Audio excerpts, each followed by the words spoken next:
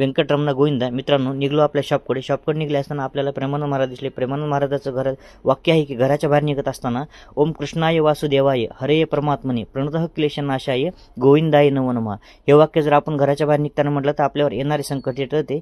हे विचार करून निघलो आपल्या शॉपकडे. त्या शॉपकडे निघला असताना आपली गाडी पण खूप घाण झाली होती. गाडीला मस्त वॉशिंग वगैरे लावली, त्यांनी शॅम्पू वगैरे मारून मस्त गाडी क्लीन केली आणि निघलो आपल्या परत दुकानकडे. तर दुकानकडे निघाल्यानंतर मी तुम्हाला दोरे का बांधतात आणि दोरे बांधल्यामुळे काय फायदा होतो हे तुम्हाला मी आज व्यवस्थित सांगणार आहे. तर हातात दोरा किंवा कलावा बांधणे याला हिंदू धर्मात ज्योतिषीय आणि काही प्रमाणात वैज्ञानिक कारणे मानली जातात.